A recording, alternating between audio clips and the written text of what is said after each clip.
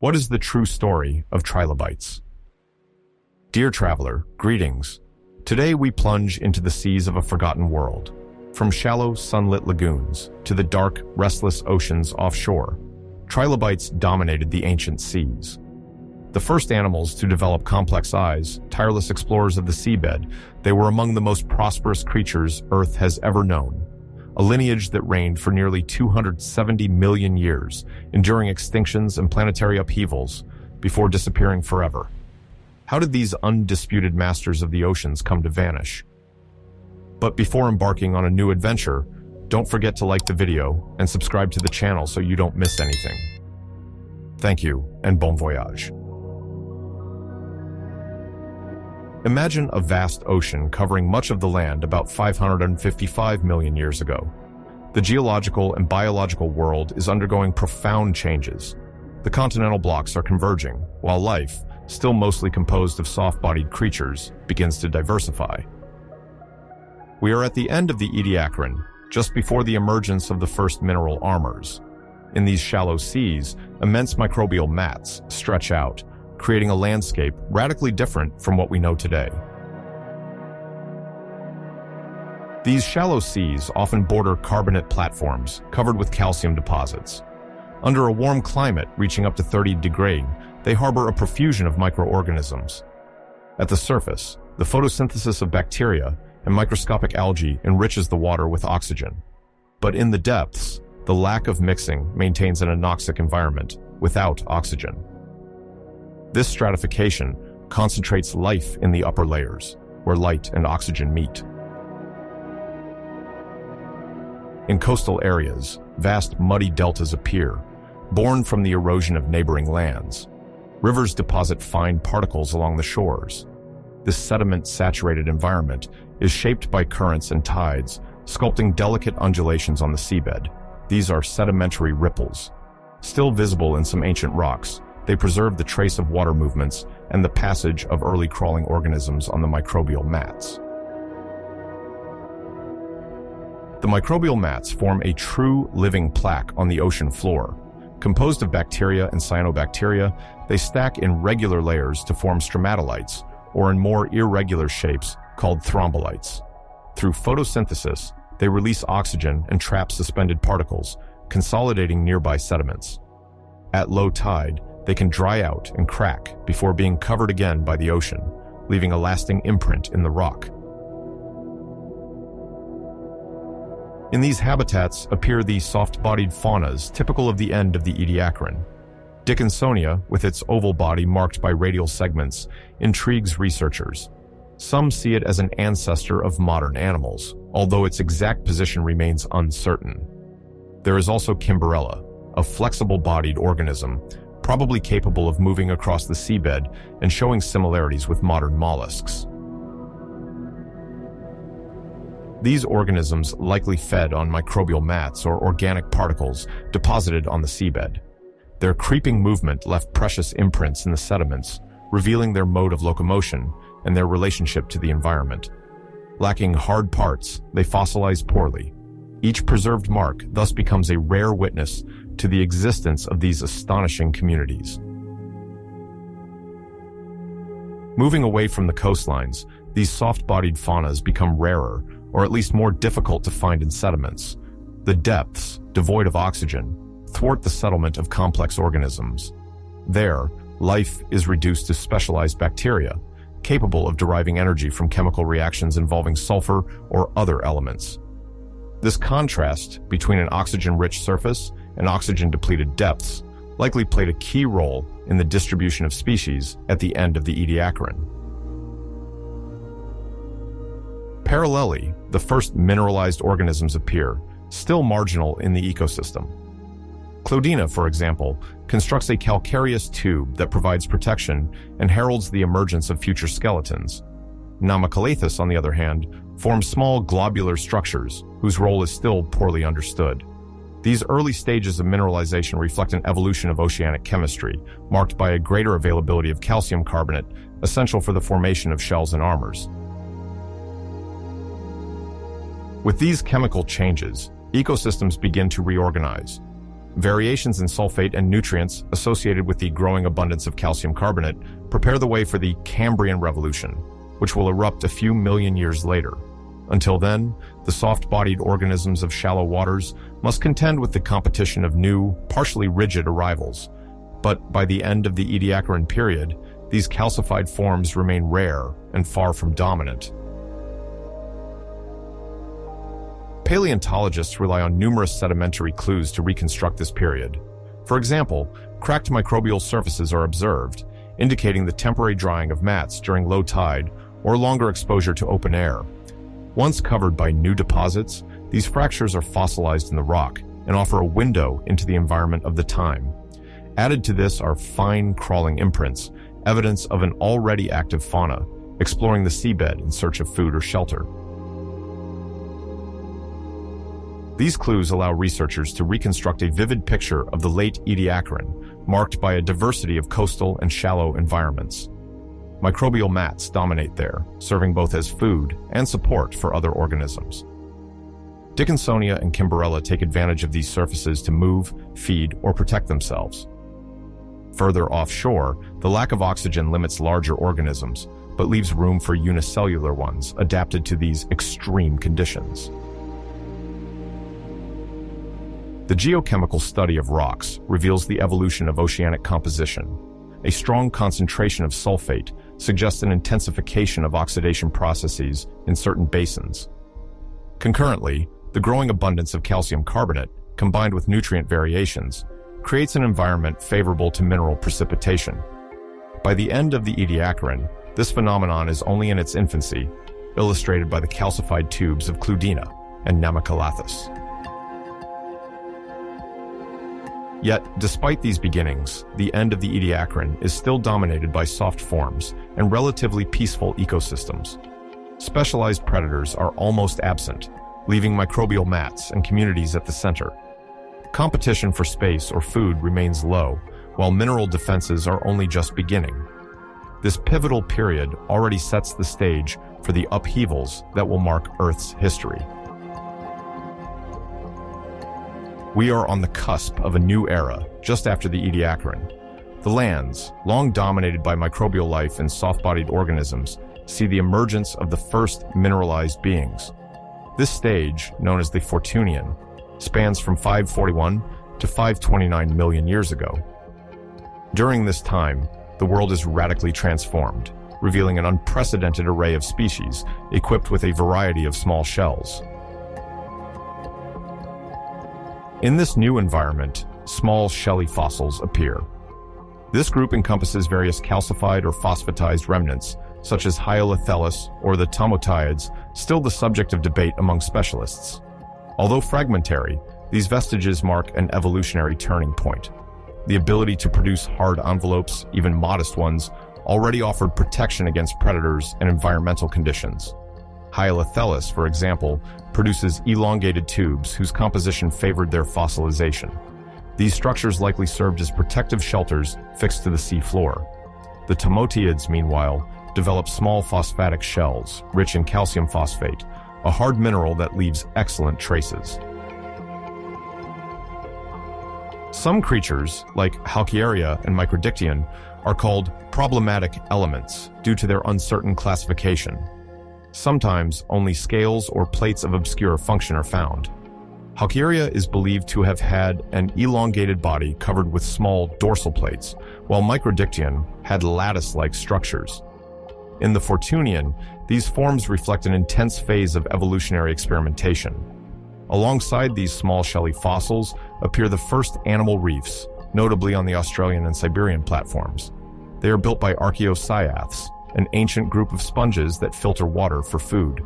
Their skeleton, filled with multiple canals, forms calcareous structures and patch reefs, small localized masses. These constructions already create a habitat conducive to other species. The formation of these patch reefs marks a turning point in biological interactions. For the first time, building organisms actively shape their environment by erecting mineral structures. Modest compared to later reefs, they nonetheless establish complex habitats where the surrounding fauna finds refuge. Calcareous sponges and other small organisms settle there, taking advantage of this shelter and enriching the diversity of marine ecosystems. During the Fortunian, drilling micropredators also appear. These are small organisms capable of perforating the shells of other creatures to reach their soft tissues and fluids. This strategy marks the beginning of an evolutionary arms race. As new predators emerge, prey responds by thickening their shells or multiplying their defensive structures. Meanwhile, bioturbation intensifies. This term refers to the reworking of sediments by organisms. Small burrowing animals begin to dig into the seafloor, altering its physical and chemical structure. Before the Fortunian, the surface was mostly undisturbed and covered with continuous microbial mats. With the advent of burrowers, these mats fragment and local oxygenation increases, paving the way for new ecological niches. The regions of this time already show strong provincialism. Indeed, each area develops its own fauna according to its local conditions. Notably, the supercontinent Gondwana, grouping Africa, South America, Australia, Antarctica, and other lands, and Laurentia, corresponding to North America. The Fortunian thus reveals fossils specific to Morocco or southern Siberia, while others appear in Nevada. This emerging provincialism is explained by various factors: water temperature, salinity, and current circulation. The drift of continents also isolates some populations, creating distinct biogeographical provinces. In shallow seas, varied fauna develops locally, sometimes forming unique assemblages. Shelled organisms, although tiny, thus show marked morphological differences from one region to another, a direct reflection of the local ecological conditions. Beyond the diversity of fossils, the Fortunian is distinguished by certain notable trace fossils.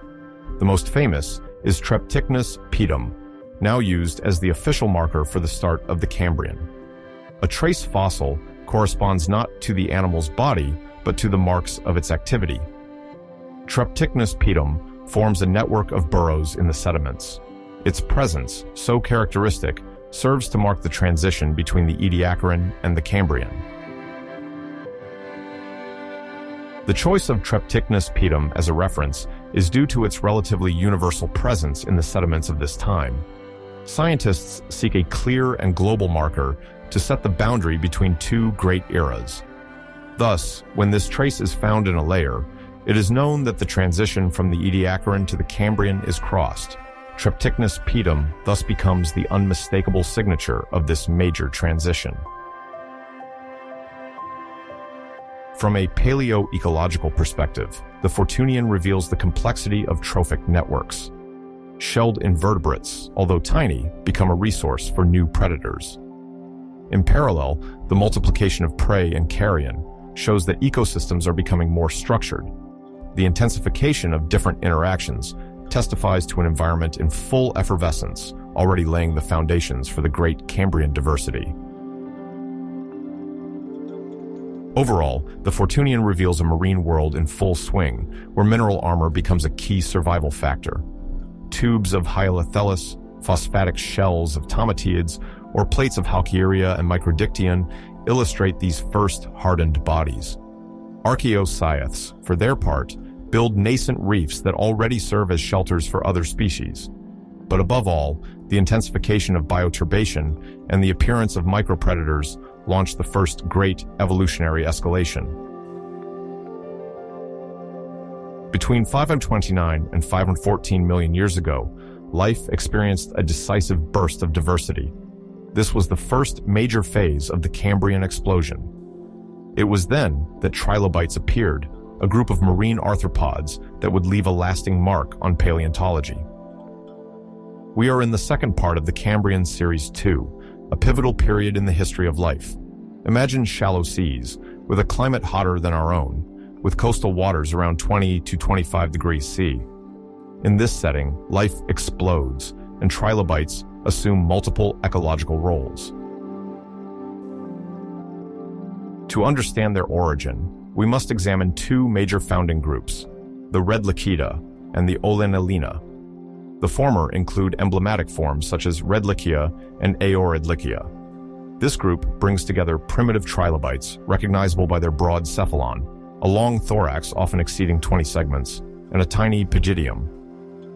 The Olenellina, represented by Olenellus or Paidiumius, share these main traits, but differ in the structure of their shell and the arrangement of the sutures, lines of weakness used during molting. These two lineages already reflect the astonishing diversity of the earliest trilobites. The typical trilobite presents a body divided into 3 longitudinal regions, a central axial lobe and 2 lateral pleural lobes, hence its name. Viewed from above, it consists of 3 parts: the cephalon, the thorax formed of mobile segments, and the pygidium. On the cephalon, we distinguish the glabella, a bulging area corresponding to the axis of the head, framed by fixed or free cheeks, separated by facial sutures. These, variable according to lineages, mark the lines of fragility that allowed the animal to free itself from its exoskeleton during molting. Another striking feature of early trilobites is the presence of pleural spines, pointed extensions on the thorax segments. Some species developed long lateral spines with multiple functions: defense against predators, stabilization on soft sediments, or camouflage. These structures responded to environmental pressures by offering protection, anchorage, and better weight distribution. They could also increase the surface contact with the ground, useful for moving or maintaining position on a soft substrate. Paleontologists have always been fascinated by the calcitic exoskeleton of trilobites, made of calcium carbonate, like some mollusk shells. This rigidity provided effective protection, but required them to molt to grow. Thicker than that of many modern arthropods, their shell fossilized easily, partially explaining the exceptional abundance of trilobites in the fossil record. At the front of the cephalon, many trilobites had remarkably developed eyes. The holochroal eyes, typical of the time, gathered thousands of small lenses, fused under a common cornea. Entirely mineralized in calcium carbonate, this structure functioned as a mosaic of windows, transmitting light to the retina, ideal for detecting movements and variations in brightness in often murky waters. Some trilobites, like the later Erbinoculae, furthered this trend with eyes mounted on tall specialized stalks. Paleontologists have also studied the growth of trilobites, reconstructed thanks to well-preserved fossils. The first stage, called protaspis, corresponds to the minute larva, still different from the adult. Then comes the meraspid stage, where the animal adds a thoracic segment with each molt. Finally, at the holaspid stage, the number of segments is fixed and only the size increases. The molts, or ecdyses, occur along the sutures of the exoskeleton. The lateral cheeks, or librogenes, detach to free the body. Like modern crabs, these arthropods literally had to change their shell to grow. Ecologically, the earliest trilobites were primarily detritivories, feeding on organic particles from the sediment. We can imagine them as small bulldozers scraping the ocean floor to extract nutrients. The ocean floor, rich in organic deposits and microorganisms, provided them with an abundant resource. Depending on the species, some scraped the surface, while others dug into the soft layers to find their food. These behaviors contributed to recycling organic matter and structuring the earliest Cambrian trophic networks. A recurring question concerns the ability of some trilobites to briefly leave the ocean floor to explore the water column. Indications of slight pelagism suggest they could slightly rise to feed or escape danger. The case of the agnestina, small trilobites with simplified morphology, is at the heart of the debate. Some believe they led a planktonic life, carried by currents, while others see them staying close to the substrate, with occasional brief vertical migrations. In any case, these discussions reveal the behavioral diversity already present in the earliest trilobites. Trilobites occupy an essential place in the Cambrian community. Their arrival coincides with the emergence of new ecological interactions. Thanks to their abundance and adaptability, trilobites became one of the pillars of these ecosystems. Their movement caused light bioturbation that aerated the sediments and redistributed nutrients. In shallow waters, light favors algae and organic production. By scraping the substrate, trilobites contributed to fragmenting and consuming this material, thus participating in the overall balance of the ecosystem. Most trilobites likely moved along the ocean floor thanks to their articulated legs. Each thoracic segment carried a pair of double appendages, an inner branch for walking and an outer branch for respiration or circulating water under the body.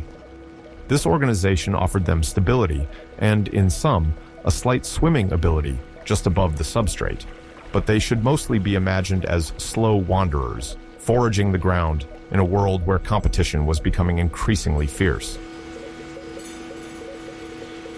The study of fossil trilobites relies on their stratigraphic distribution, that is, their position in geological layers, to establish chronological benchmarks. Their massive appearance often serves as a marker in the time scale. Finding a particular genus marks a key stage.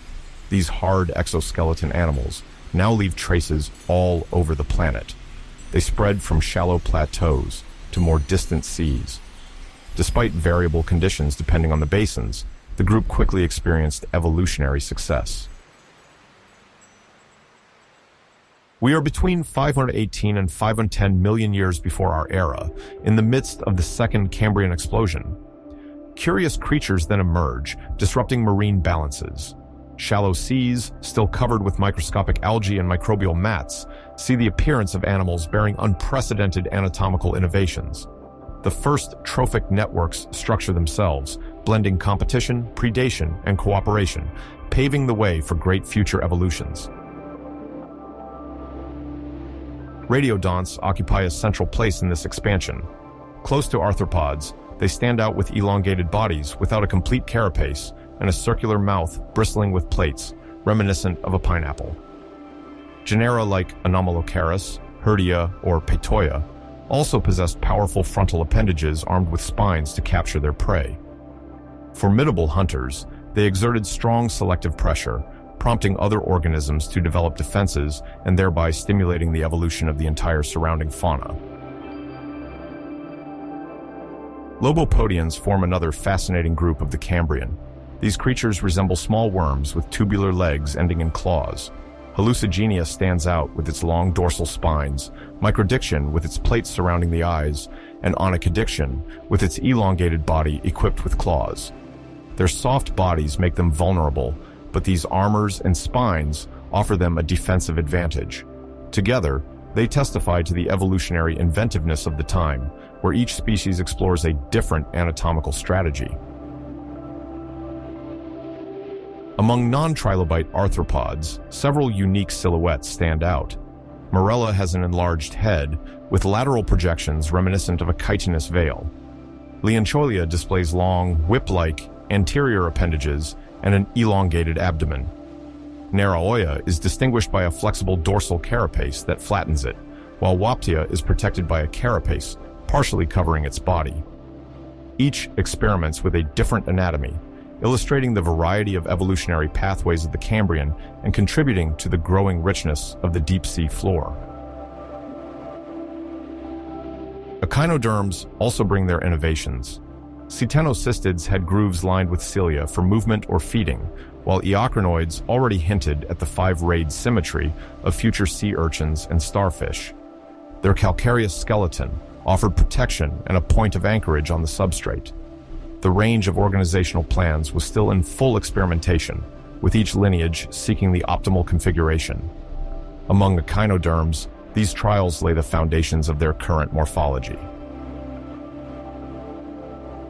In these ancient seas, the temperature hovered around 20 degrees, favoring a teeming life. Sediments rich in nutrients nourished algae and microorganisms. Oxygen-poor zones at the bottom of the basins ensured exceptional preservation of soft organisms, revealing fragile details. This balance between well-aerated waters and anoxic enclaves guided species distribution. Some ventured into depths, while others thrived on the surface. At this time, a rapid explosion of anatomical innovations occurs. Radiodonts, lobopodians, non-trilobite arthropods, and primitive echinoderms compose a mosaic of inventive ecosystems. Each deposit has its nuance. Chengjiang reveals soft tissues, Burgess shale, countless details, Sirius Passet, rare northern taxa. Despite their differences, they all deliver the same message. Marine life is experiencing a rapid acceleration, paving the way for countless future lineages.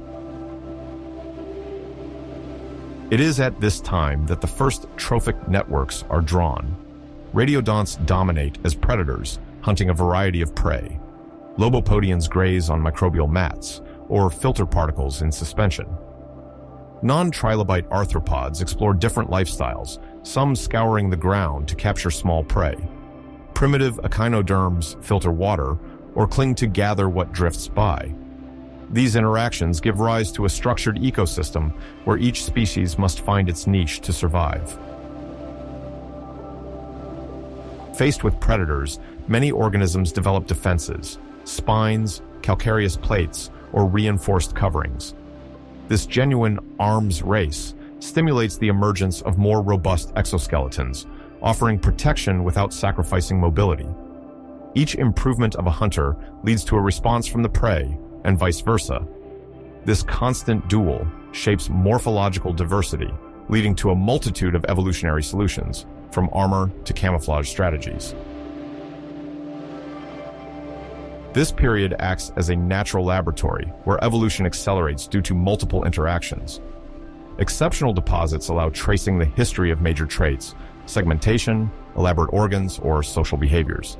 In rock layers, some bites correspond to the anatomy of a Nomalocaris, direct proof of selective predation. These clues confirm the existence of a hierarchical food network where predators and prey mutually stimulate each other, accelerating biological complexity. A comparable phenomenon will also mark other major emergences. The ocean then fills with varied niches, occupied by mollusks, sponges, and other unknown lineages. The weird beasts embody the inventiveness of life, multiplying claws, plates, spines, and antennae to exploit every available space. The Cambrian sees scavenging, predation, and competition develop on a large scale. This evolutionary effervescence marks a major turning point as it lays the foundations for most subsequent animal lineages. The Middle Cambrian, between 514 and 497 million years ago, marks a decisive stage for trilobites. During the Meolingian, vast shallow seas covered the continents and promoted the flourishing of countless species. These emblematic marine arthropods benefited from stable conditions to multiply. Their articulated carapaces allowed for a wide variety of forms, spiny, giant, or compact individuals. The fine sediments preserve their fossils well, essential for understanding their role in these ecosystems. This diversity is also explained by competition, the emergence of more efficient predators, and increasingly elaborate defenses. Trilobites thus evolved from simple morphologies to forms that have become emblematic in paleontology. To measure the richness of Middle Cambrian trilobites, let's focus on two flourishing orders, the Coronexochida and the Tychopareida. The Coronexochida include the genus Paradoxides, famous for its impressive size, sometimes exceeding 40 centimeters. At a time when most animals remained modest, such a size underlines its major ecological role. Paradoxides had a broad thorax, a large cephalon, and lateral spines deterring certain predators. Probably detritivorous, it fed on decomposing particles, thus playing an essential role as a recycler in its marine environment. Another notable trilobite of the Middle Cambrian is Olenoides. A member of the Coronexochida, it is distinguished by its long thoracic spines. These likely served as protection by complicating capture by predators. They could also stabilize the animal during movement or periods of rest on the seabed. Some hypotheses even suggest a role in camouflage within the sediment or aiding in channeling nutrient-rich currents. With Olenoides, we see a striking example of anatomical adaptations reflecting environmental pressures and survival strategies. The second order, the Tychopareida, includes genera like Tychoparia, which illustrate another aspect of trilobite diversity. Smaller than Paradoxides, they were characterized by a less spiny thorax, a discrete cephalon, and a plain pygidium. Their strategy relied on adaptability and discretion in unstable seabeds agitated by currents. The Tychopereida offered a wide variety of forms, rounded, bulged, or elongated, depending on their diet and habitat. Although their ecology remains partially unknown, they are known to have consumed organic debris, contributing to sediment regulation and the purification of the marine environment. In the Middle Cambrian, some trilobites exhibit remarkable social behaviors known as trains. These are alignments of individuals moving together. This phenomenon suggests collective coordination with varied objectives. One hypothesis sees migration to areas favorable for reproduction or molting, a period when the animal, deprived of its old exoskeleton, remains vulnerable. Another suggests a spawning behavior, facilitating encounters between partners. Finally, these movements could optimize food search by collectively exploiting the organic deposits of the seabed. Whatever the reason, these fossils reveal that trilobites already practiced complex collective strategies. Another fascinating trait of trilobites is their ability to practice complete enrollment, where the cephalon and the pygidium fold to protect the vulnerable ventral side. This mechanism, also called pygidial coaptation, enabled them to resist predators, shocks, or sudden disturbances like powerful currents. In some genera, enrollment was partial, sometimes limited by the presence of spines. But this ability represented a major advancement. It offered immediate mechanical defense without prolonged escape or aggression. It is found in many lineages, notably the Coronexocheta and the Tychopereida. To understand the preservation of Middle Cambrian trilobites, taphonomy is essential. It studies the processes of conservation before, during, and after burial. A key but slightly more recent site is Beecher's Trilobite bed in New York State. Fossils of Triarthris etoni can be found there, showing gills and appendages that have been pyritized, meaning they have been transformed into iron sulfide by the action of microbes in an oxygen-poor but sulfide-rich environment. This exceptional preservation reveals how trilobites breathed, moved, and fed. Although dating from the Ordovician, this site serves as a model for extrapolating the physiology and anatomy of trilobites from the Merovingian. It thus fills the gaps left by the absence of soft tissues in older deposits. In the Middle Cambrian, some trilobites left fossil traces or ichnofossils, which reveal their lifestyles. Three main categories stand out. Rusophycus corresponds to resting impressions when the animal slightly buried itself in the sediment. Cruziana reflects burrowing and feeding marks, with parallel or sinuous grooves left by its legs. Diplichnites finally refers to active surface movement prints. These clues provide information about their locomotion, feeding, and pauses. Mapping these traces allows identification of gathering areas or avoiding less favorable environments. Thus, trilobites appear as true sediment engineers, reshaping their environment through their movement and quest for food. A key phenomenon of the Middle Cambrian is the SPICE event, Steptoean positive carbon isotope excursion, characterized by a significant increase in carbon-13. This isotopic variation, linked to biological productivity or ocean circulation, sometimes leads to phases of oxygen deficiency in deep waters. These conditions disrupt marine communities. Sensitive organisms disappear, while more tolerant or migratory species thrive. Trilobites react differently depending on their physiology, by adapting or moving. The SPICE event thus causes a redistribution of species, with the local disappearance of some, the survival of others, and the emergence of new ecological balances. Middle Cambrian trilobites are not just simple armored creatures wandering the sea floor. They embody life's creativity, testing new forms, behaviors, and interactions in an ever-changing ocean. Their diversity, groupings, ability to enroll, and exceptional preservation reveal, like an open book, essential chapters of evolution. Even though their original ecosystem has vanished, an immense paleontological puzzle remains engraved in the rock. Through these fossils, trilobites still recount, hundreds of millions of years later, the extraordinary epic of life in the ancient seas. The late Cambrian, or Furongian, from 497 to 485 million years ago, marks a period of great marine upheavals. Faunas experience crises and fragmentations, varying according to continents. This provincialism results from the distribution of Laurentia, Gondwana, and Siberia, which were then distinctly separated. Climatic barriers, anoxia, and sea level fluctuations isolate certain basins, favoring new adaptations.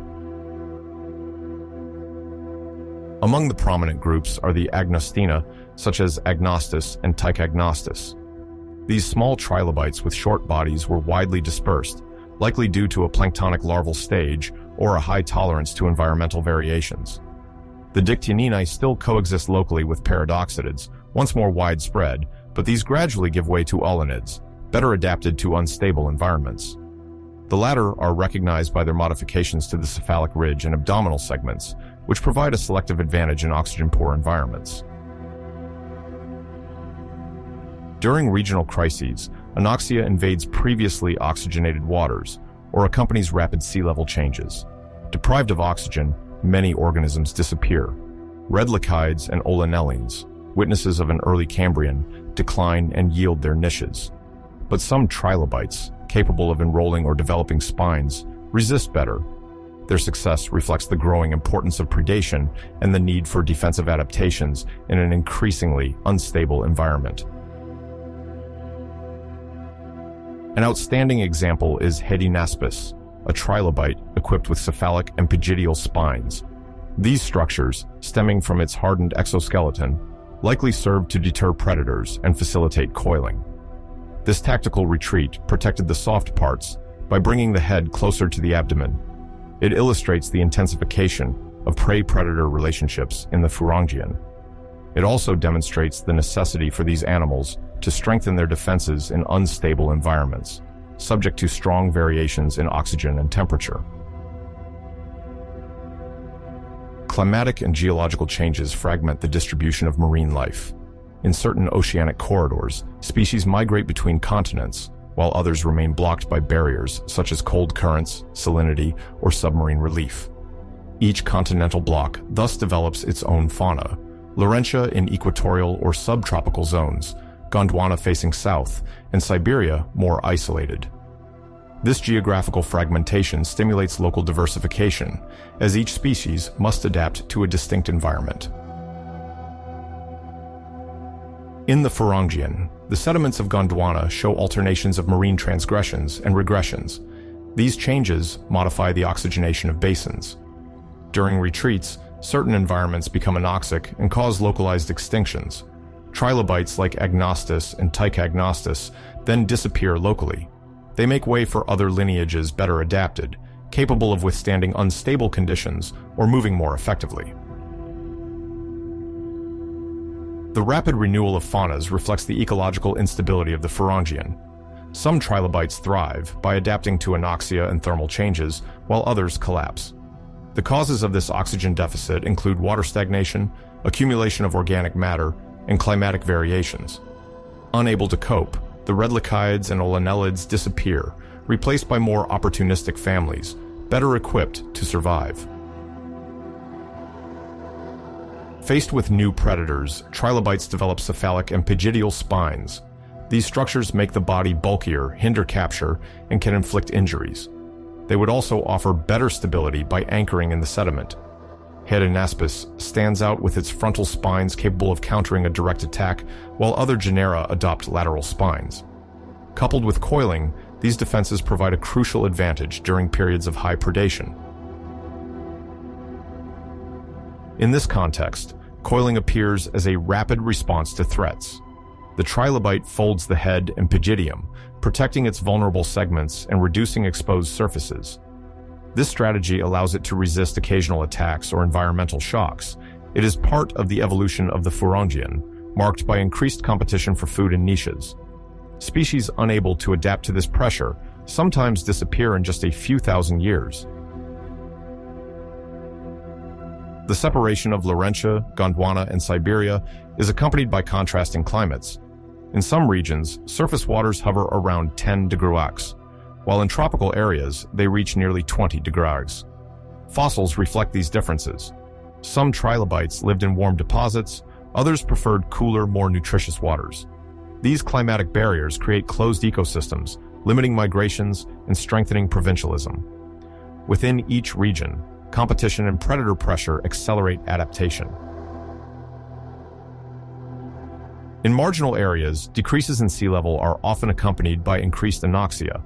When the sea retracts, the reduced space concentrates decomposing organic matter. Sediments retain the trace in the form of black deposits rich in sulfur, indicating stagnant waters and poor oxygen.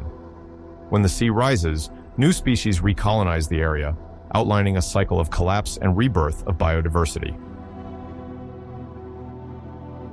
During these episodes, the decline of the red licheids and olenolids accelerates.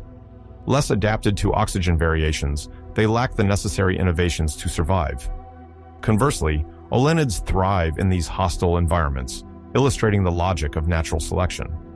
In many cases, insufficient protection of the cephalon or too weak specialization of thoracic segments dooms certain groups. Local shortages also hinder reproduction, with too few individuals reaching maturity to perpetuate the species. The diversity of Agnostina illustrates the variety of evolutionary responses. Their small size reflects resource economy and great adaptability. Some researchers believe they could float or migrate quickly to favorable areas. This would explain their wide distribution, from the margins of Laurentia to the deposits of Gondwana despite climatic barriers. But even these agile trilobites suffer periodic extinctions when anoxia suddenly strikes a basin. Oceanic corridors facilitate the dispersion of species capable of exploiting them. Thus, a lineage of Agnostina crossing a warm current zone can colonize a basin that was previously inaccessible. Groups unable to migrate remain isolated and develop unique traits. The accumulation of these local evolutions quickly accentuates the fragmentation of late Cambrian fauna and flora, to the point that neighboring regions already present highly contrasting fossil assemblages. Provincialism corresponds to fragmented diversity in distinct faunal provinces. Regional crises related to sea level variations and anoxia accentuate these differences, each province reacting according to its own physical conditions. This dynamic makes the Cambrian a veritable evolution laboratory, where natural selection acts quickly. Trilobites play a key role, serving as markers for understanding marine environments and rhythms of colonization or extinction. This picture reminds us that, as early as the Fortunian, marine life was already subject to the uncertainties of a changing world. The continents drifted, the oceans varied in volume, and the chemistry of the waters fluctuated greatly. Trilobites bear the trace through their spines, ornamentations, and fossil distributions. Innovations such as those of hedinaspis or tactical retreats mark key stages in this evolutionary race for defenses. The interaction of geological and biological factors seals the fate of these ancient creatures and shapes the shifting map of biogeographical provinces.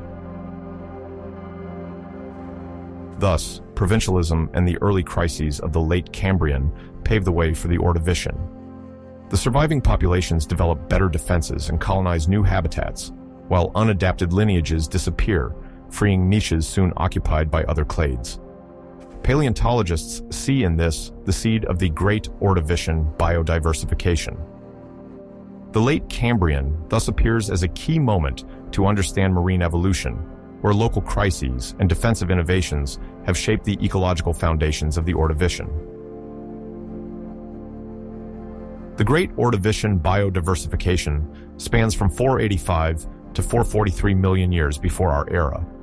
It occurs just after the Cambrian, marked by a first explosion of animal diversity.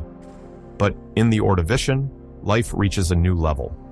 While trilobites remain abundant, they no longer solely dominate the seas. Many groups gradually establish themselves, diversifying ecological niches and profoundly transforming biological balances. At the beginning of the Ordovician, the seas extensively invade the continents.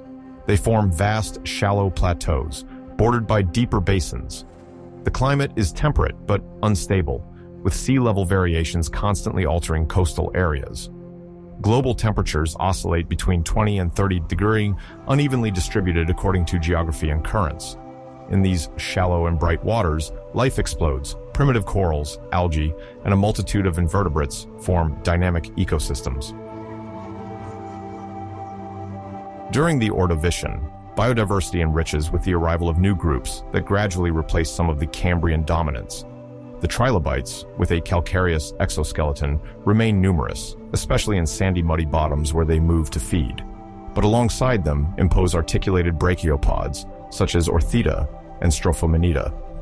Their shells, often unequal, distinguish them from modern bivalves. Forming vast colonies fixed to the substrate, they filter food particles and mark the evolution of marine ecosystems. Bryozoans, nicknamed animal mosses, diversify and build small calcified colonies. Their crust or bush-like structures enrich the complexity of the seafloor and serve as microhabitats for other organisms. Simultaneously, crinoids assert themselves. These echinoderms, close relatives of starfish, are characterized by a stalk and feathery arms used to capture food particles. Firmly anchored to the substrate, their graceful bouquet-like forms become a significant component of the Ordovician marine landscape.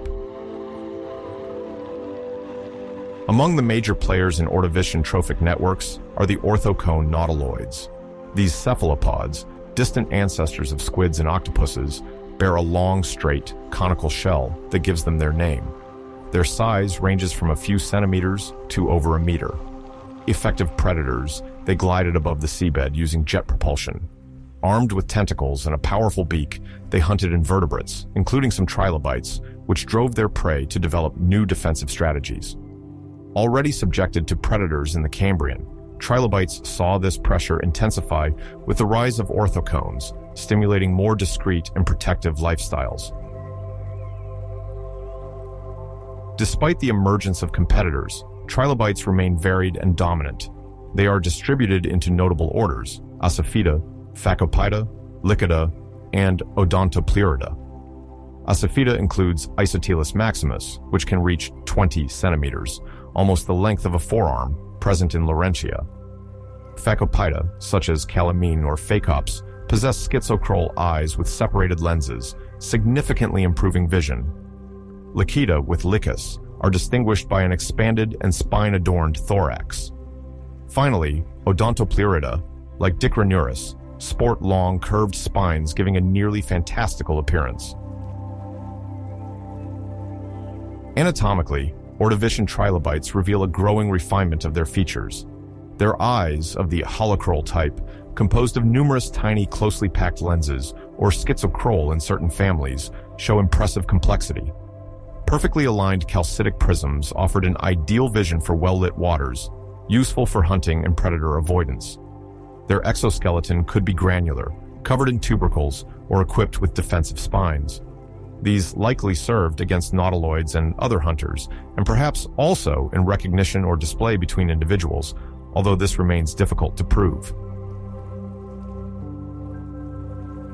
The diversity of ornamentation sculptures, ridges, tubercles, or spines reflects a clear trend. As ecosystems enrich, interactions between species multiply. Trilobites thus face increased selective pressure compared to the Cambrian. Protecting their vital areas from nautiloids and other arthropods becomes essential. The exoskeleton also varies according to lifestyle. In shallow, turbulent waters, some species develop structures to attach themselves or camouflage, while in muddy and deep environments, a smooth carapace facilitates movement on fine sediments. During the Ordovician, two major marine environments dominate. On vast carbonate platforms, like in present-day Baltica, or some regions of Arabia, clear, shallow water hosts beds covered with algae and sessile organisms. Primitive corals and siliceous sponges form small reefs, less imposing than those of the Silurian or Devonian, while crinoids, brachiopods, and bryozoans add to the landscape's complexity. On continental margins rich in fine sediments, we find siliciclastic ramps, like in Avalonia or Armorica. The waters, more turbid, quickly transition from shallow, luminous zones to darker environments dominated by detritivores. In these varied habitats, the Ordovician fauna forms a teeming mosaic. This biodiversity has left many remarkably well-preserved fossils, allowing the reconstruction of the era's marine life. Besides the famous Burgess Shale of the Cambrian, the Ordovician also reveals exceptional deposits. The Fezouata formations in southeastern Morocco, dubbed the Ordovician Burgess, stand out for the quality of preservation and diversity of their fossils. Dated to the Lower Ordovician, they are an essential reference for understanding the Great Ordovician biodiversification. The Fezouata Paleontological Site is located near Zagora, at the eastern edges of the Anti-Atlas. The outcropping geological layers are composed of shales and siltstones, fine sedimentary rocks deposited in a shallow marine environment. The particular conditions of these deposits have favored the preservation of many species, sometimes down to their anatomical details. Among them are radiodonts, equipped with spiny frontal appendages and a rigid circular mouth, shaped like a pineapple. Alongside radiodonts, trilobites abound in the Fezouata layers. Notably, one encounters Amphix and Symphysops, two emblematic genera of the Ordovician. Amphix is distinguished by long cephalic and pygidial spines, giving it an elongated appearance while serving for anchoring or defense. Symphysops, on the other hand, features an ornate cephalon and various ornamental patterns. These specimens reveal a wide variety of ecological adaptations. Some trilobites exhibit elevated eyes, possibly related to turbid or clear waters, while others possess lateral spines, helping them stabilize in the mud and avoid sinking. The joint presence of radiodonts and numerous trilobites at the same site illustrates the richness of ecological relationships that support the Ordovician biodiversification. It is not just an increase in the number of species, but the establishment of more elaborate trophic networks. Some organisms filter suspended particles, others scrape the sediment to recover organic debris, while some adopt a carnivorous diet, targeting small animals. This dietary diversity establishes a hierarchy and multiple interactions, so much so that by the end of the Ordovician, the number of marine families more than doubled, even tripled. The impact of this diversification event is immense in the history of life. Before the Ordovician, the marine world remained dominated by a few groups, despite a certain diversity. With the Gobe, true communities of invertebrates, structured in several trophic levels, appeared. This new organization would serve as the basis for the major marine ecosystems of the Paleozoic. Trilobites maintain an important place, but now share the stage with brachiopods and mollusks, particularly orthoconic cephalopods. Reefs become more complex, and fossils reveal a profound transition in the structuring of marine communities. During the Ordovician, between 485 and 443 million years ago, trilobites developed various life and reproduction strategies to cope with a constantly changing marine environment. Among them is the genus Amphix, whose species, Amphix priscus, reveals fascinating clues of collective behaviors. Fossils show groups of specimens almost perfectly aligned, suggesting synchronization in their grouping. Study of these patterns allows for a better understanding of the ecology, physiology, and evolution of these marine arthropods. The synchronous groupings of Amphix priscus raise questions about their motivations. It is possible that chemical signals, pheromones, guided individuals toward the same breeding site. Released into the water, these substances transmit behavioral information to members of the same species.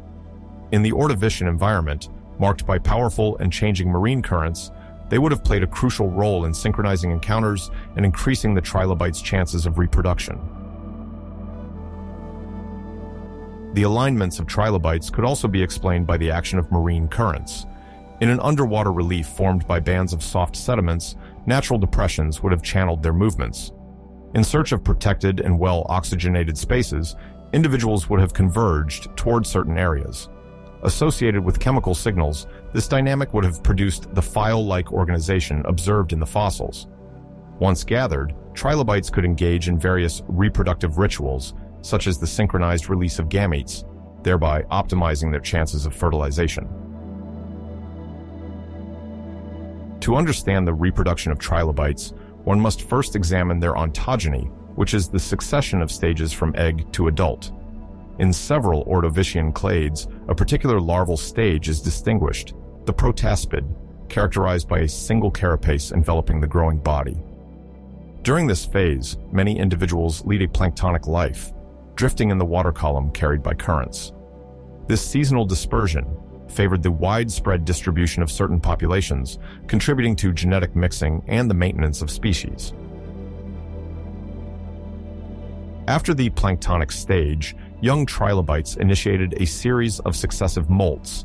Each exuvia, meaning the old cuticle shed during growth, marked a transition to an intermediate stage. In certain fossil sites, actual layers of exuviae are found, indicating repeated collective molting in the same location. This concentration suggests that some populations gathered periodically, perhaps to protect themselves during this critical phase when their carapace remained soft and vulnerable before hardening through mineralization processes. Ecologically, Ordovician trilobites occupied various roles in the food chain. Some were scavengers, others macrophages, filtered or grazed tiny particles present in microbial mats or sediments. Finally, several species acted as opportunistic predators, capable of seizing small prey thanks to specialized structures on their legs. These are the denticulated gnathobases.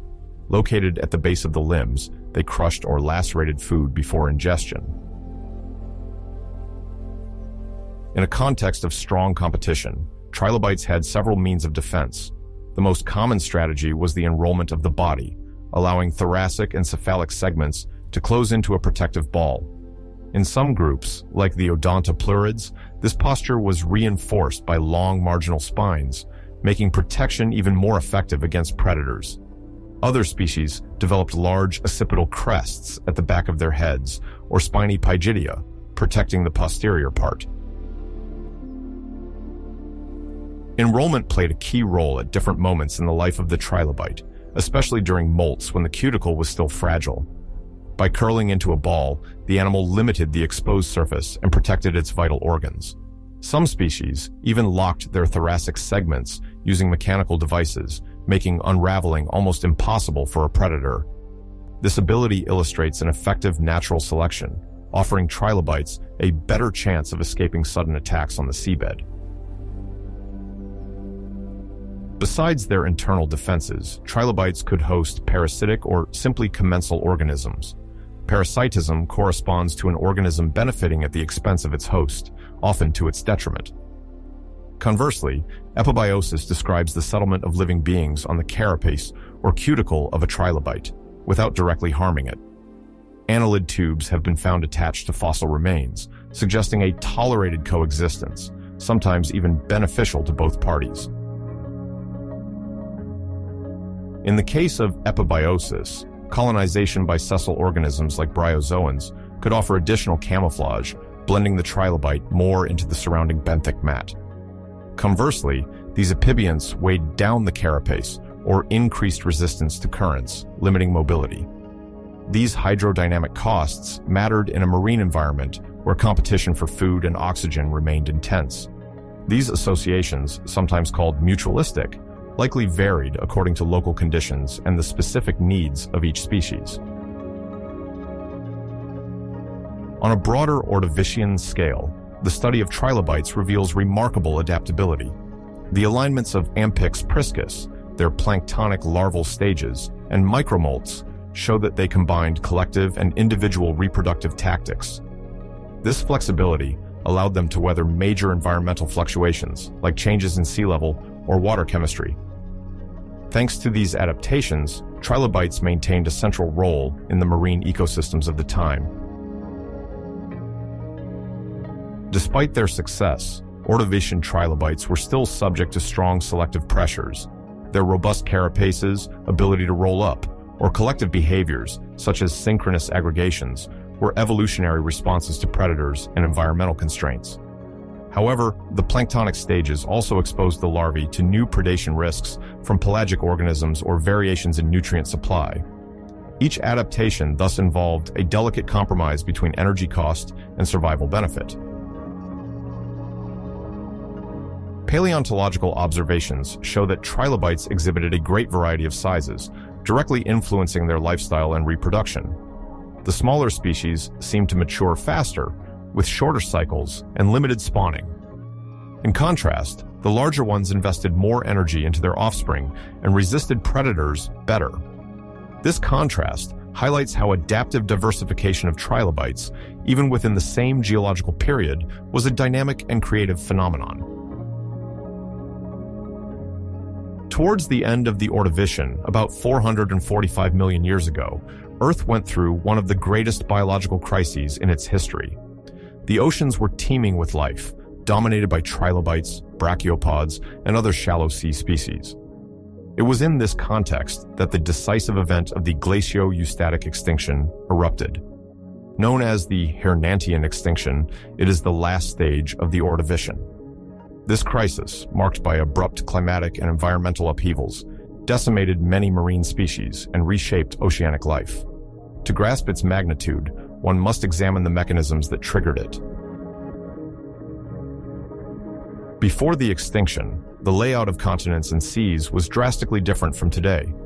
The supercontinent Gondwana, located at high latitudes in the southern hemisphere, experienced a significant cooling. Vast ice sheets formed there, indicative of a major climate change.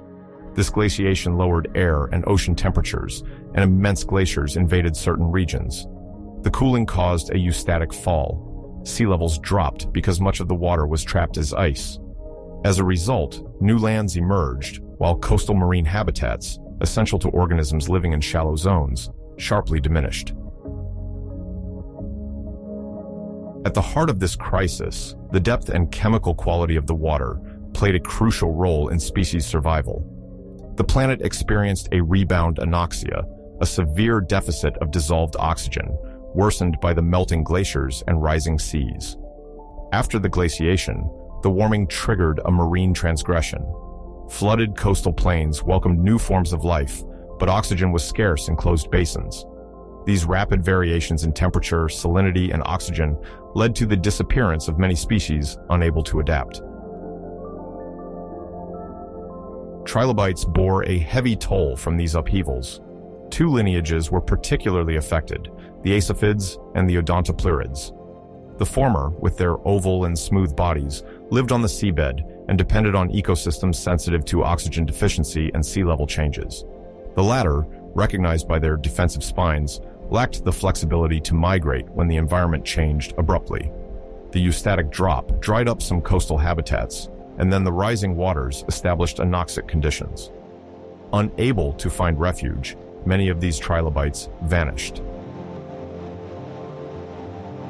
Despite these losses, some trilobites survived by taking refuge in deep or subtropical basins, less exposed to surface upheavals. In these more stable zones, temperature and salinity varied little, and the distance from continental shelves mitigated the impact of sea level changes. The ocean circulation there sometimes ensured a minimum of oxygen, slowing down anoxia. Thanks to these constant refugees, certain lineages crossed the End-Ordovician crisis and contributed to the rebuilding of marine ecosystems at the beginning of the Silurian. Among the survivors of the crisis are the proetid trilobites, represented by Proetus. Small in size, with a segmented thorax and a well-developed pygidium, they resisted thanks to their great ecological plasticity. The phacopids, such as Dalmatitina, also showed their resilience. Some had ornaments, and especially remarkably developed eyes, offering them an effective view to spot prey or escape predators. Finally, a few lichids passed the test, testifying to the robustness of certain lineages able to survive where many others failed.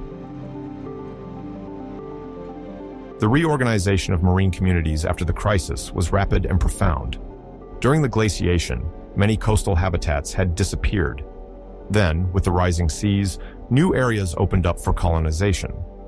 The Hernantian brachiopods, adapted to the extreme conditions of the late Ordovician, took advantage of these vacant niches. These shelled marine invertebrates, equipped with a filtering organ called a lophophore, could withstand modest variations in salinity or temperature. Opportunistic, they could attach themselves to any type of substrate, exploiting every available surface in a recomposing ocean. At the same time, nautiloids became scarce near the coasts. These primitive cephalopods, equipped with a shell that acted as a buoy, controlled their buoyancy and hunted actively in open water. Skillful carnivores, they still have modern descendants like the nautilus today. But the sudden drop in sea level, followed by unstable risings and episodes of anoxia, reduced the prey available near the shore. Their hunting zones in shallow waters shrank or disappeared. Nautiloids then retreated to other environments, not disappearing, but showing marked decline. To understand this rebound anoxia, one must recall the dynamics of oxygen in the ocean. When the climate cools, surface waters become denser, dive, and carry oxygen to the depths. But at the end of the Ordovician, the formation of ice slowed down these circulations. Then, during the warming, the rapid melting released a lot of fresh water, creating a strong stratification. The water layers no longer mixed enough, which limited the oxygenation of the bottoms. Thus, despite the expansion of the coasts, many organisms encountered oxygen-poor waters and did not survive, accentuating the crisis. Paleontological and geochemical data show that the rapidity of upheavals played a major role in the severity of the crisis. Marine organisms can adapt to slow changes, as in our current ecosystems. But when changes occur in just a few thousand years, or even faster, adaptation becomes impossible. This is what happened during the Hernantian. Species lacking ecological flexibility found themselves trapped and declined. In these conditions, survival relied on subtle advantages. The proetids benefited from a diversified diet and a rapid migration to the depths. The phacopids, such as Dalmatitina, resisted thanks to a robust shell and efficient eyes. The surviving lichids show, in fossils, varied morphologies, indicating a certain tolerance to changes. Several fossils also reveal increased defenses, such as thoracic spines or a reinforced shell. This wave of extinction profoundly reshaped the distribution of species. The glaciation and the drop in sea level created natural barriers that isolated some populations, opening temporary refuges. In subtropical basins, a particular circulation of water sometimes maintained more oxygen, offering an advantage to trilobites in these areas compared to those remaining in surface or polar waters, which were much more hostile. When the sea rose again, these survivors, often isolated and few in number, recolonized certain regions. But the communities were already transformed in an irreversible way. Recent studies confirm that the late Ordovician crisis was one of the most violent in the history of life, sometimes ranked just after the Permian extinction. What marks the Hernantian is the combination of climatic and oceanic factors, alternation of extreme cold and abrupt warming, a rapid drop in sea level followed by an anoxic rise. This sequence disrupted the established equilibrium, leading to the collapse of many species. Yet, unlike other major extinctions, biodiversity rebounded fairly quickly in the Silurian, spurred by the return of reefs and the rise of surviving groups. The Silurian, which spans from 443 to 419 million years ago, marks a crucial stage in Earth's history. After the upheavals of the Ordovician, the planet enters a phase of relative stability where marine life rapidly reorganizes. Under the ocean, vast carbonate ramps appear. Formed of limestone sediments, they provide an ideal ground for the rise of the first reefs. These reefs, built by primitive corals and stromatoporoids, transform the underwater landscapes. Gradually, the subtropical circulation stabilizes, better distributing heat and promoting a temperate climate on the surface.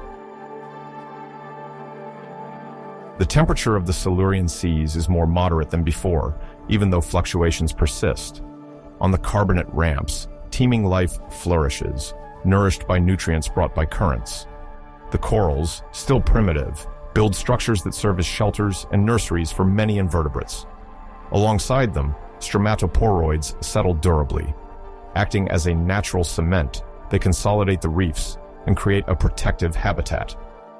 In these shallow waters, light reaches the bottom, promoting the growth of algae and microorganisms that enrich the local biodiversity. In these bright and stable seas, trilobites continue their evolution and display great diversity.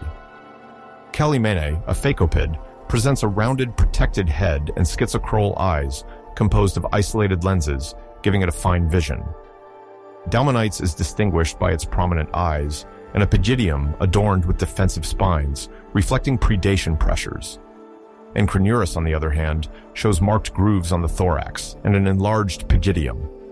These genera illustrate the vitality of proetid trilobites in the Silurian, capable of occupying multiple habitats and specializing according to available ecological niches. Beyond trilobites, life teems in the Silurian seas. Graptolites, colonial organisms that appeared long before, continue their evolution. Monograptus, for example, presents itself in the form of a single row of thecae along a floating or fixed filament. Their rapid evolution makes them excellent markers for dating geological strata. Conodonts, for their part, are tiny primitive vertebrates equipped with tooth-like structures. Widely distributed, they reveal the growing complexity of fauna and provide valuable clues about ocean chemistry. Finally, the first jawed fish, acanthodians, and basal placoderms appear, upending the dynamics of predation. On land, the first vascular plants establish themselves in wet areas, initiating the transformation of terrestrial ecosystems. But biodiversity remains mostly marine, where competition and predation intensify. The appearance of jawed fish applies new pressure on invertebrates, pushing trilobites to strengthen their defenses. In the clear waters of the carbonate ramps, the food chain becomes more complex, from plankton to mobile predators. Corals, sponges, and algae thrive and consolidate the reefs, which gradually grow and shape the distribution of marine faunas. Ichnology, the study of fossil traces, reveals in the Silurian the prints left by animal activity in sediments. Trilobites and other marine arthropods notably produce cruziana, furrows created by their legs walking or burrowing into the seabed. These prints are rare in wave-agitated zones, but frequent on tidal plains, where burrows and galleries dug at low tide are also observed. These structures allow for the reconstruction of feeding, respiratory, and defensive behaviors of these ancient species. In the Silurian seas, the water often hovers around 20 degrees, although regions near the poles remain cooler. Storms stir the surface, sometimes damaging reefs, but they oxygenate the upper layers, supporting life. On carbonate ramps, the action of currents and moderate sedimentation promotes the growth of reefs. The areas near the surface, very bright, stimulate the photosynthesis of algae associated with primitive corals. Lower down, where the light fades, other invertebrates thrive, feeding on organic particles coming from above. This stratification leads to a specialization of species. Overall, diversity remains high thanks to geological stability and the absence of major crises. On the margins of these ecosystems, tides regularly expose fauna and flora to the open air. Algae and marine plants, capable of withstanding short emergences, anchor in the rocks or estuaries, initiating amphibious-type adaptations. For invertebrates, these tides bring new resources deposited on the shore. Marine arthropods then develop modes of movement adapted to wet substrates as well as shallow waters, thus exploring new territories. Some trilobites leave irregular traces in the intertidal plains, punctuated by pauses, signs of their great ecological plasticity. Further offshore, coral stromatoporoid reefs are maintained in waters deep enough to escape the direct impact of tides. The early to middle Devonian, between 419 and 382 million years ago, opens a fascinating period in Earth's history. During these 30 to 40 million years, vast shallow seas cover much of the globe. The climate remains warm, with about 25 degrees Celsius in tropical areas, despite some regional variations. This warmth fosters the growth of thriving marine ecosystems and the formation of complex reefs, true biodiversity sanctuaries. At the heart of Devonian reefs, two builders dominate: stromatoporoids and rugose, or tabulate corals. Stromatoporoids are primitive calcareous sponges producing a rigid skeleton. The rugose and tabulate corals belong to the Echinoderms and create solid mineral structures. Together, these organisms build true marine cathedrals with complex arches and canals, offering aquatic creatures a refuge and a privileged breeding area. These reefs provide varied habitats where each species finds its place.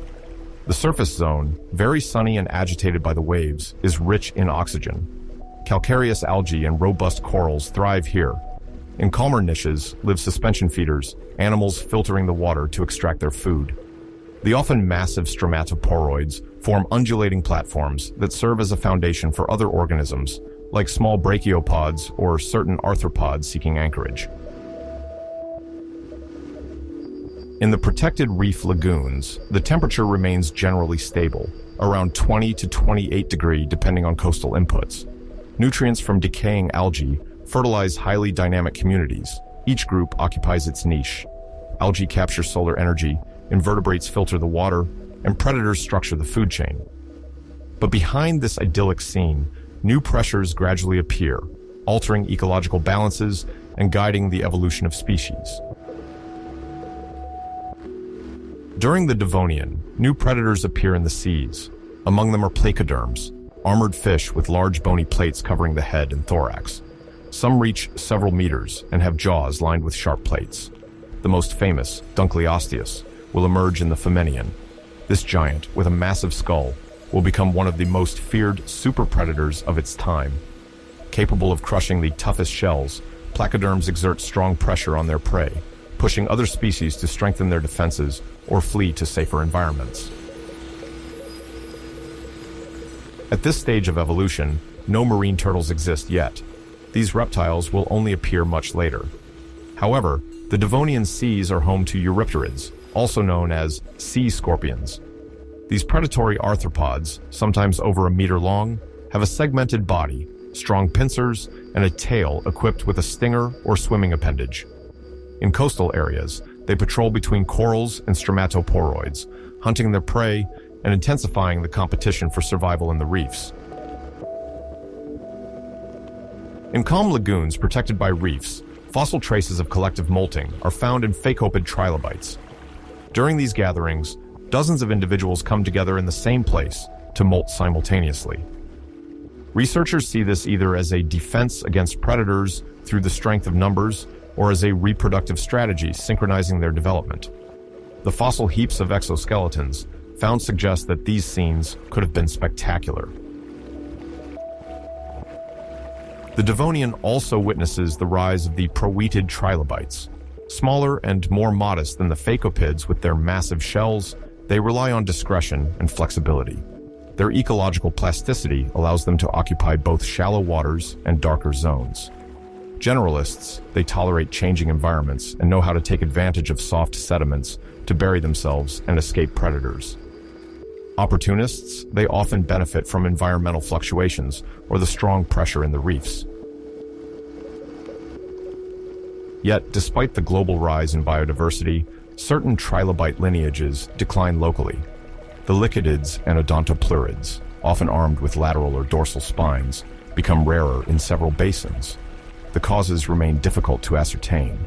The lichidids, once known for their robustness and ornate shells, likely did not withstand the combination of these unfavorable factors, which compromised their prosperity. Paleontologically, studying these declines helps reconstruct Devonian conditions. The analysis of lichid and odontopleurid fossils in various outcrops reveals the impact of salinity, temperature, or local turbidity. These clues become valuable markers for understanding the dynamics of reefs and the fragile balance between builders, predators, and vulnerable species. These declines show that even during a phase of flourishing expansion, disruptions could reshape communities and open new evolutionary pathways. At the end of the Devonian, between 372 and 359 million years ago, several crises shake marine life. Among them is the Black Kellwasser event, followed by the Hagenberg event. Anoxia leads to the collapse of reefs and the disappearance of numerous organisms. Corals, as calcareous pillars, do not survive. The dark deposits of the Kellwasser, rich in poorly decomposed organic matter, reveal a profound upheaval in food chains. Armored fish and invertebrates decline, while only the most resilient species adapt or migrate to preserved niches. Trilobites are not spared from the crisis. In phacopids, the schizochroal eyes, composed of isolated lenses, once offered precise vision in clear waters. But with increasing anoxia and turbidity, this advantage fades and many species disappear. Maintaining massive shells or costly spines becomes too energy-consuming in times of stress. Fossils reveal a clear retreat of these elaborate forms. Reef deposits empty and diversity collapses. Conversely, simpler and less demanding trilobites survive, showing that in a world in crisis, specialization can become a fatal handicap. Unlike the phacopids, proetids form a more modest lineage with simple and unadorned exoskeletons. Their adaptation to muddy bottoms without reefs becomes a decisive advantage when corals disappear. They better withstand the drop in oxygen and feed on organic debris scattered in the silt. Versatile and energy efficient, they navigate the black Kellwasser crisis without too much upheaval, then also survive the Hagenberg episode. Their history shows that muddy environments, once secondary, transform into essential refuges during great crises. The black Kellwasser is characterized by dark sediments, rich in poorly decomposed organic matter. This color reflects anoxia, linked to rising sea levels, climatic disturbances, or increased volcanism releasing CO2. In already warm seas, sometimes exceeding 20,000 Celsius, this stress overwhelms corals and other calcifiers. When these builders disappear, the reefs collapse and no longer provide protection. Food chains break, and species unable to adapt go extinct. This generalized decline of fauna illustrates the global scale of the catastrophe. The disappearance of many spiny forms, visible in certain trilobites, reflects a simplification of morphologies. Maintaining long spines or prominent plates costs too much energy in nutrient and oxygen-depleted seas. Under this pressure, overly demanding lineages go extinct, while smaller, more frugal species maintain an advantage. Fossil faunas after the black Kellwasser events thus show a standardization. Fewer ornaments, reduced size, and coral reefs themselves hit hard. This process confirms that in times of crisis, morphological sobriety can become a true evolutionary asset. These upheavals lead to a complete rearrangement of trophic networks. Once, corals formed a complex habitat where fish, crustaceans, and invertebrates coexisted. Their disappearance gives way to monotonous bottoms dominated by algae. Predators specialized in reef hunting struggle to find food, while detritivores and burrowers expand their territory. Trilobites, capable of burrowing into the mud, seeking oxygen and microorganisms, survive better than those tied to reefs. The fossil record reveals this reorganization through increased traces of bioturbation. In this context, the proetids thrive, whereas ornamented phacopids decline. Researchers use chemical analysis of sediments to identify anoxic episodes. Precise ratios of elements and a high carbon content reveal that a global lack of oxygen disrupted the organic matter cycle. In each crisis, volcanic eruptions or climatic variations lead to sudden extinctions that reduce biodiversity. In some regions, the black Kellwasser is followed by an even more severe stage, the Hagenberg, marked by further declines in sea levels. This second shock, often fatal, causes the collapse of trilobites, the disappearance of several families of armored fish, and transforms once thriving ecosystems into biotopes dominated by modest yet resilient generalist species. Beyond the paleontological perspective, these events reveal the great sensitivity of marine ecosystems. The drop in oxygen not only causes species to suffocate, it reorganizes the entire fauna. The gradual disappearance of corals removes complex habitats, and the decomposition of their remains accentuates anoxia. Survivors are forced to reduce their needs, simplify their morphology, and colonize new environments. This morphological simplification is clearly visible in trilobites. Reduced spines, less developed eyes, uniform carapaces. Only forms capable of occupying marginal niches or migrating to better oxygenated areas survive. In the Carboniferous, between 359 and 299 million years in the past, advancing and retreating epicontinental seas create unstable habitats where trilobites, already in decline, persist only as Proetida. Small, frugal, and discrete, they dominate what remains of the group, with genera like Proetus, Griffithidella, or Deschanella. Their relative success lies in an opportunistic ecology, slow progression on sandy, muddy bottoms, the ability to roll up for defense, and occupying micro-niches left vacant by a fauna in full competition. Because the pressure is strong, brachiopods, notably productids, in dense banks, crinoid filter feeders, bivalves, and other invertebrates saturate space and resources. In the trace fossil record, this is seen by the rarity of typical trilobite tracks in favor of deeper burrowing networks, indicating a shift from a mobile surface engineering to a more stationary sediment exploitation by other groups. Yet, the Proetida persist, grazing on biofilms and organic debris, lightly stirring the seabed and taking advantage of transgressive phases to expand before retreating during regressions. At the turn of the Permian, from 299 million years ago, the continental assembly into Pangaea made coastal seas and basins with highly variable salinities and oxygenations prevail. In this context, the lineage of trilobites diminished.